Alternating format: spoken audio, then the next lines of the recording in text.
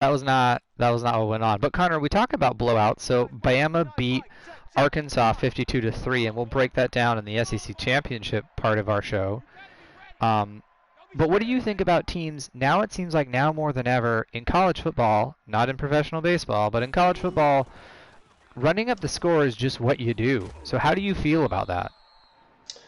As in my college football career, spending most of the time as a second string player, I generally felt really excited when the mighty Wheaton Thunder were up by roughly 5 to 6 touchdowns at halftime or during at any point during the game. And I can't wait next season to talk to some Division III Wheaton College, at least give Wheaton College shout outs and pick Wheaton College football games all year.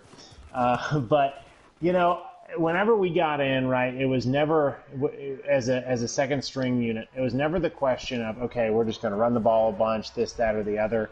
I mean, you were in there to compete, man.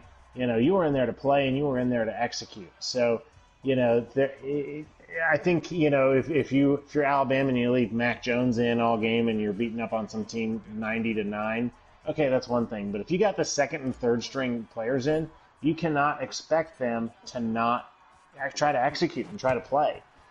So I think that this, okay, you just got to run the ball, but no, man, you got to stop good players. And quite frankly, you're a starting team and you're a starting player more than likely, unless the other head coach pulled out their ones.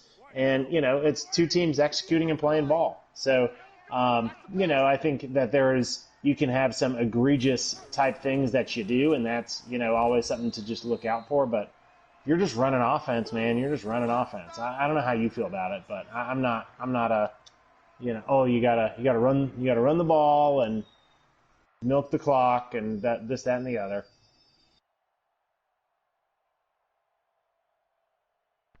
I think So nowadays, sorry, learning my mute button. I think nowadays that what it's really shown with running the score is it's what gets the committee's attention. If you're going to put out 50, 60 points against a bad team, you're really showing the committee like, hey, we're someone to be reckoned with, and that's who we are, and that's what we do.